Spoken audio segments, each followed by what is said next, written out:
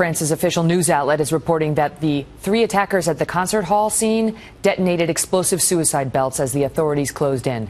Joining me now, former CIA operative Morton Storm, who was once an insider in Al-Qaeda in Yemen, so he knows how these guys operate firsthand. Morton, thank you for being here. Here's my first question. Are they getting more aggressive? Because we saw, if this is ISIS, we've seen now them blow up a Russian airliner over Egypt, and now we see this coordinated attack that must have taken some level of sophistication and planning. You know, it's not surprising. I've warned against this for over a year now, since the uprising of ISIS. The sleeper cells have woken up since Charlie Hebdo, the attack, and I think the only way is to do as France have done today, is to close all the borders and stop the invasions from these countries. Last week I warned, I said there will possibly be an attack soon. So, and unfortunately I was right in this. The sleeper cells have woken up. The question, though, is, you know, they've closed the borders now. What we're being told is the borders are closed to those who want to leave France, not necessarily to those who want to come in France. They perhaps are trying to suggest that the accomplices, or perhaps if there are any remaining perpetrators, might be trying to leave. So are those who may have helped in this endeavor, who are still alive, do you believe they'd be hiding in plain sight in Paris? I mean, how do they go about? These cells have got to be well hidden and well coordinated to have pulled this off. So how do they find them? Well, these people are allowed to pretend to be one of us. It's a warfare, strategic warfare, according to Islam, that you can pretend to be amongst the enemies and be a part of them until you are given the permission to kill. So this is what happened in the time of Prophet Muhammad. I have studied Islam for 10 years.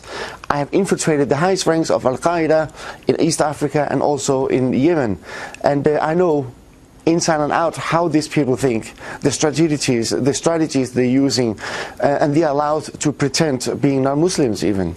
So it's very sophisticated, it's very calculated and sneaky. This may sound like a simple question, forgive me, but when you hear the barbarity of it, just going into a concert hall and standing there with these AK-47s, just one by one picking off the people and reloading, and then again, civilians, targeted civilians, and in restaurants just going by and lobbing in grenades, according to the reports. One struggles to wonder, these aren't hard targets, these are soft targets. Is there any thought? I mean, there's no thought, is there, given to the fact that these are civilians, that on that airplane we saw in over Egypt, there were babies on board. They don't care. No. If it justifies the cause, it's permissible in Islam.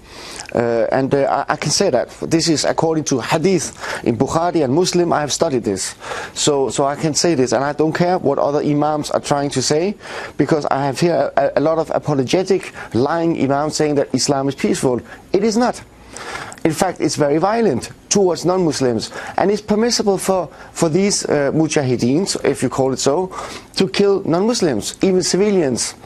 So what would be the reaction inside of these cells or groups, if this is ISIS or some ISIS sympathetic group, tonight? They would see this as a victory, I presume, and what would it encourage? More?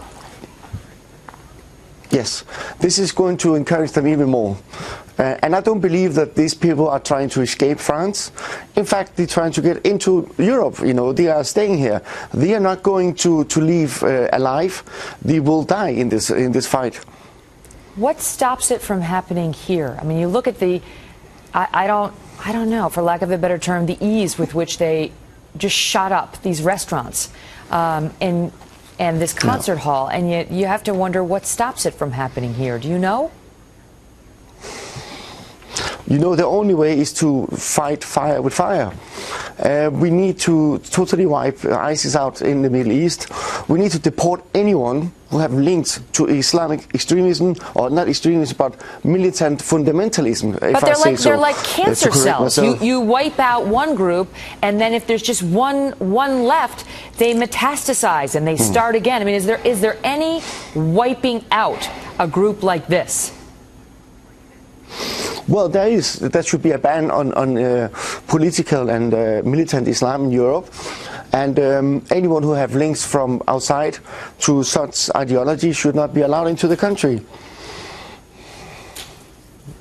That's tough. That's tough to do. I mean, when you have open borders and a free society, you know, how do you stop it from happening? And that's one of the debates that we're having right now. And in fact, we're getting statements from all the presidential candidates here. One that just came in from Senator Cruz said that this is a clear and unmistakable escalation of ISIS's ambitions. Do you agree with that?